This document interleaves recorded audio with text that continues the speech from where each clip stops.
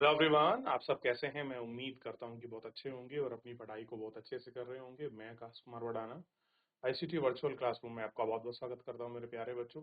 जैसा आपको पता है मेरे प्यारे बच्चों, बेसिकली हमारी आपका जो है 9th क्लास है। 9th क्लास में हम लोग आज आपका सोशल साइंस देखेंगे और बेसिकली हम लोग इसी में चैप्टर नंबर 6 को आपका प्रारंभ करेंगे। और बड़ा इंपॉर्टेंट टॉपिक है चैप्टर नंबर 6, क्योंकि जिस तरह से हम पॉपुलेशन को देखते हैं आज उसका आकार और साइज समझने का प्रयास करेंगे कि है क्या। ठीक, तो जनसंख्या को देखेंगे। तो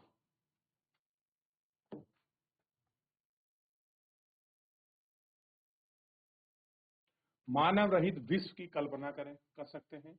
संसाधनों का उपयोग एवं सामाजिक सांस्कृतिक वातावरण का निर्माण करता है। कह रहे हैं कि मानव रहित जो विश्व है उसकी कल्पना करें, संसाधनों का जो उपयोग है वो करें, सामाजिक जो चीजें हैं उनका वातावरण में प्रयोग करें, सांस्कृतिक वातावरण किस प्रकार का है, सामाजिक और अर्थव्यवस्था का जो विकास है किस प्रकार उसकी परिपाटी हो रही है उसको देखें, उसमें महत्वपूर्ण जो योगदान है वो उनको दें। मानव संसाधनों का निर्माण और उपयोग कैसे होता है ये करें, और स्वयं विभिन्न गुणों वाले संसाधनों और कोयले का चट्टानों का एक टुकड़ा है, तो जब तक मानव में उसे प्राप्त करने की तकनीकी और आविष्कार है। ठीक, कैसी है, तकनीकी है और आविष्कार है, तो उसके लिए एक संसाधन नहीं बना। प्राकृतिक घटना, बाढ़ या सुनामी किसी घनी आबादी वाले गांव या शहर को प्रभावित करता है और उसे आपदा से बचाता है। तो आपदा क्या है और उसके बचाव के तरीके क्या हैं, ये आपको देखना है और इस पर बात करनी है। ठीक,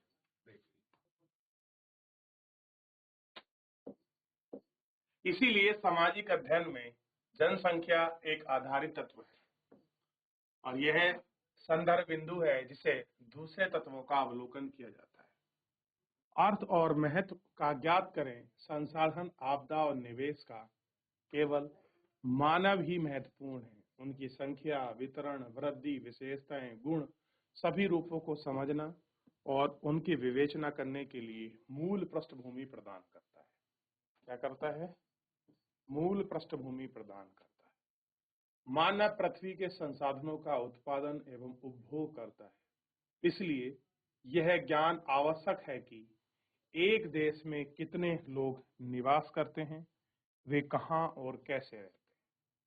तो ये देखना, लोग कैसे रहते हैं, कैसे वो निवास करते हैं, इन चीजों को हमको देखना होता है कि कैसे लोग हैं, कहाँ पर निवेश कर रहे हैं, क्या कुछ चीजें हैं, इन पर हम लोग आपका बात करें। ठीक, मानव पृथ्वी के संसाधनों का उत्पादन एवं उपभोग करता है। यह जानना आवश्यक है कि एक देश में कितना निवास करते हैं, लोग कहाँ और कैसे रहते हैं और उनकी जनसंख्या में वृद्धि क्यों हो रही है, क्या उनकी कौन सी विशेषताएं हैं, वृद्धि क्यों हो रही है, कैसे हो रही है, उनकी विशेषता क्या है, ये देखने वाली बात। भारतीय जनगणना हमारे देश की जनसंख्या से संबंधित जानकारी प्रदान करती है। क्या करती है? जानकारी प्रदान करती है। जनसंख्या का आकार व वितरण, कि जनसंख्या का जो आकार है और उसका वितरण, मतलब कितनी बड़ी है, कितने क्षेत्रफल में कितने लोग रह रहे हैं, कैसे एरिया है, ये सब देखना इसमें बड़ा महत्वपूर्ण है। तो आगे बढ़ने से पहले, तो क्या हम जनसंख्या को संसाधन के रूप में देखते हैं या आपदा के रूप में देखते हैं, या जनसंख्या किस प्रकार हमारे लिए महत्वपूर्ण है, ये सारे बिंदुओं को हमको देखना है और एक एक करके बात करनी है। हो गया?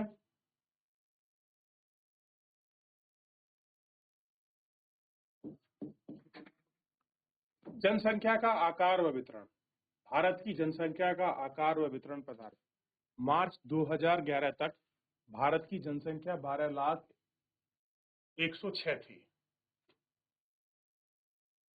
12,106 थी, लाख में नहीं होगा, 2011 तक इतनी थी।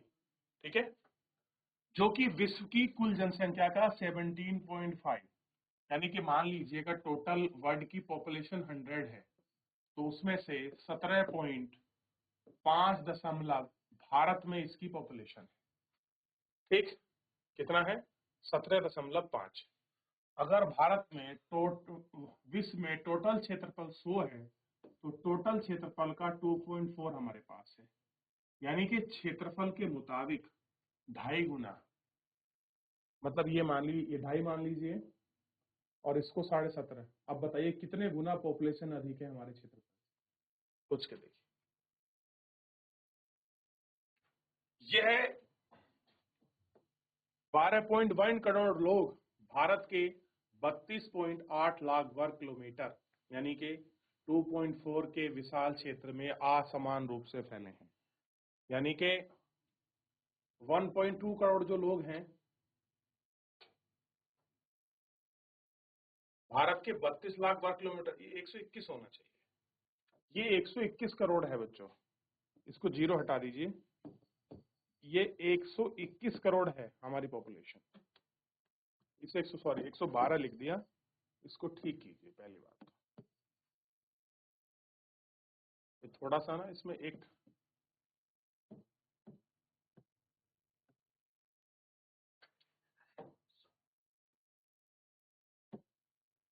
ये जो आपका जीरो, ये जो आपका पॉइंट है, ये पॉइंट नहीं लगना चाहिए था बस। तो ये क्या है? 121 करोड़ है। इसको 12 मत समझिए, 121 करोड़ मानिए, पॉइंट गलत लगा हुआ है। तो 121 करोड़ हमारी बाप की जनसंख्या है। ठीक, मैं जो भी वहां पढ़ा तो भी मुझे कंफ्यूजन हो रहा था, ठीक है, और यहाँ फिर वापस आया कि 112 करोड़ कैसे हो सकते, तो ये 121 करोड़ है। आप पॉइंट को जो है इसमें वेरी मत करिएगा। ठीक, 121 करोड़ के लोग 32 लाख 8 वर्ग किलोमीटर क्षेत्र में रहते हैं, जो विश्व का 2.47% है। असमान वितरण के रूप में आपका बटा हुआ है। 2011 की जनगणना के अनुसार देश की सबसे अधिक जनसंख्या वाला राज्य उत्तर प्रदेश है, जहां की कुल आबादी इतने लाख है। उत्तर प्रदेश में देश की कुल जनसंख्या का 16% हिस्सा है। दूसरी ओर हिमालय क्षेत्र में राज्य सिक्किम की आबादी केवल 6% है। लक्षद्वीप में केवल 420,000 किलोमीटर इतना है। अब देखिए 64,429 लोग निवास करते हैं कहां पर? लक्षद्वीप में। तो ये जो जो आपका वितरण है, एक डाटा आपको क्लियर हो जाएगा कि भैया हमारी पॉपुलेशन इतनी है, इतना हमारा बटा हुआ है, इतना रूप है, और इस तरह का स्वरूप हमें आपका देखने के लिए मिल रहा है। क्लियर है? देख लिया? तो कितनी पॉपुलेशन है, कितना क्षेत्रफल हमारे पास है, कितना। चलिए, तो याद रहे टोटल विश्व का क्षेत्रफल कितना है? 2.4%। एरियाज में 32 लाख 8 लाख वर्ग किलोमीटर। पॉपुलेशन लगभग 121 करोड़। लगभग में निकालते हैं क्योंकि कुछ होती है हजार में भी, तो हम लोग एक मोटा मोटा आंकड़ा लेते हैं 121 करोड़। ठीक है, ये आपको ध्यान रखना है। और वहीं इससे कंपेयर किया कि जो आपके राज्य हैं, जैसे सिक्किम हो गया, इसमें आबादी केवल 6 लाख है, और लक्षद्वीप में केवल 64,000 कुछ है। तो आबादी के हिसाब से भी चीजें आगे बढ़ जाए। ठीक है, अब देखिए भारत की लगभग आधी आबादी केवल 5 राज्यों में निवास करती है। उत्तर प्रदेश, महाराष्ट्र, बिहार, वेस्ट बंगाल, आंध्र प्रदेश, इन क्षेत्र में ये निवास करती है। एक निश्चित समय अंतराल में जनसंख्या की आधिकारिक गणना जनगणना कहलाती है। देखिए बहुत बार सब सुनने को मिलता है आपको जनगणना। तो जनगणना का मतलब क्या है? एक निश्चित समय अंतराल में जनसंख्या की आधिकारिक गणना को जनगणना कहलाती है। भारत की सबसे पहले 1872 की जनगणना की गई थी और 1881 में पहली बार जनगणना संपूर्ण रूप से की गई। तो लॉर्ड मियो के टाइम में सबसे पहले क्या हुई थी? जनगणना। फिर उसके बाद विधिवत रूप में हुई इस टाइम में, ठीक। और उसी समय से प्रत्येक 10 वर्ष पर जनगणना होती रही। अभी हुई नहीं है, काफी समय हो गया है। भारतीय जनगणना सांख्यिकी, सामाजिक, आर्थिक आंकड़ों का बृहद स्रोत है। जो जनगणना देखी गई है उसे पुस्तकालय में देख सकते हैं। जनगणना से क्या आता है, किस राज्य में कितनी पॉपुलेशन है, ज्यादा रैंकिंग में किसकी है, साक्षरता क्या है, मृत्यु दर क्या है और मातृत्व मृत्यु दर क्या है, ठीक। क्षेत्रफल कितना है और जनसंख्या घनत्व कितना है, बड़े नगर कौन से रूप में उगड़े, कहाँ से पलायन हुआ, कहाँ पर जनसंख्या बढ़ी है, कहाँ पर घटी है, हिमालय राज्य में कौन आगे रहा। तो ऐसे करके कुछ डाटा और आंकड़े आते हैं जिनको हम लोग देख सकते हैं।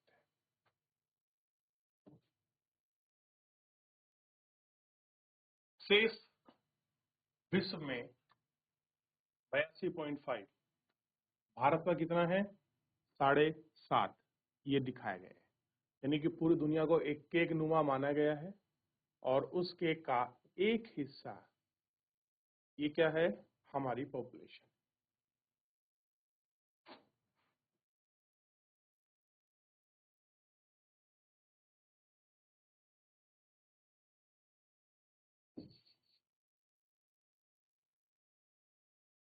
घनत्व के आधार पर भारत में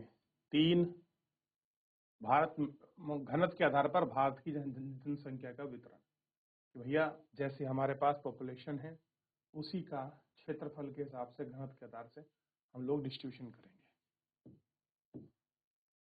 असमान वितरण का चित्र बेहतर प्रस्तुतिकरण करता है। चित्र में रहने वाले लोगों की संख्या को जनसंख्या घनत्व कहते हैं। भारत विश्व की घनी आबादी वाले देशों में से एक है। कैसा है, घनी आबादी वाले देशों में से एक है, ठीक।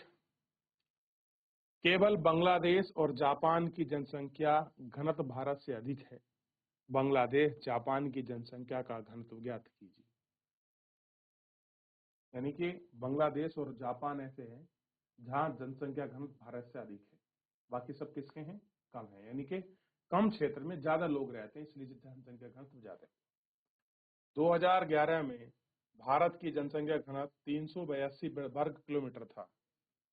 बिहार जनसंख्या घनत्व इतने प्रति वर्ग किमी था। अरुणाचल प्रदेश में 17 व्यक्तियों की प्रति किमी और राज्य स्तरीय घनत्व असमान वितरण रूप से आपका दर्शाया गया, ठीक।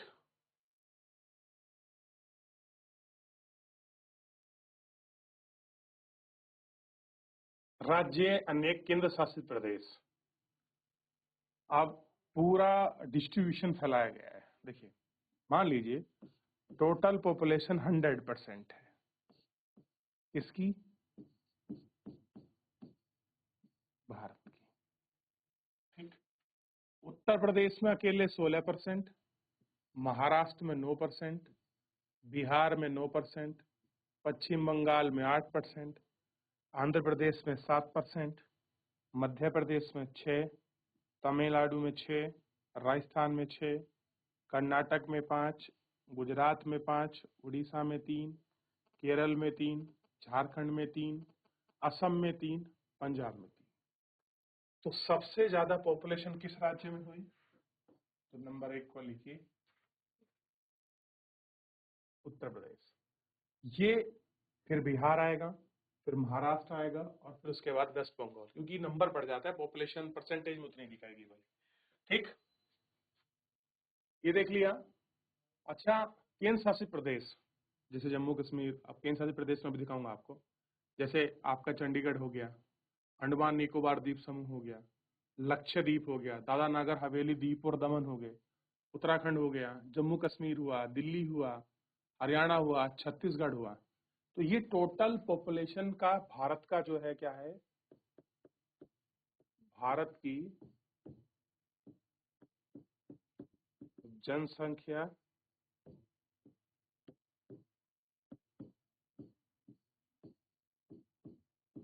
चार्ट है। देखिए चलिए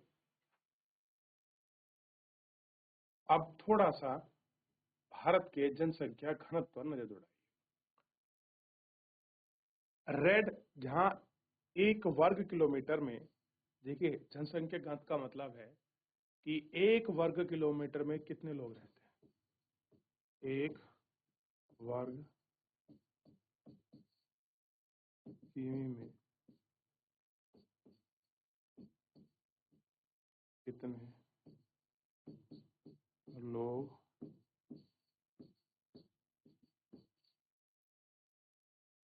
रहते हैं, ये हमको देखना है। 1 वर्ग किमी में, यानी कि 1 वर्ग किलोमीटर में कितने लोग रहते हैं। जहां 1001 से अधिक हैं, जैसे देखिए जहां 250 से कम, 250 से 500, 501 से लेकर इतना, इतने से इतना, तो सबसे अच्छा ये माना जाता है, सबसे बेकार ये माना जाता है। तो जहां रेड होगा वहां खतरनाक होगा। अब भारत के कुछ राज्य हैं जहां खतरनाक है, जैसे दिल्ली। दिल्ली देखिए रेड है। एक अकेला यूटी ऐसा है जिसका जनसंख्या घनत्व बहुत ज्यादा है। कैसा है? जनसंख्या घनत्व बहुत ज्यादा है। अब रेड है तो ज्यादा तो आपको दिखाई देगा ही। कैसा है? बहुत ज्यादा जनसंख्या घनत्व है। क्योंकि आप देखते हैं दिल्ली बहुत छोटी सी है और यहाँ लोग बहुत निवास करते हैं। कैसे हैं? लोग बहुत निवास करते हैं। जहाँ ग्रीन है यानी कि क्षेत्रफल बहुत है। आप देखिए जम्मू कश्मीर है, क्षेत्रफल बहुत है, लोग कम रहते हैं। ऐसे हिमाचल है, उत्तराखंड है, अरुणाचल प्रदेश है, नागालैंड है, मणिपुर है, मिजोरम है, राजस्थान है, मध्य प्रदेश, छत्तीसगढ़। इसके बाद थोड़ा सा जो आए वो ये आए हैं 500 के बीच वाला। ठीक, तो 500 के बीच में जो रहे हैं उनको देख लेंगे।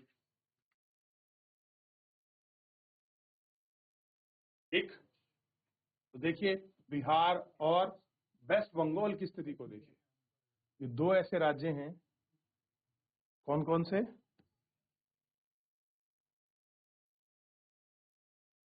देख लिया।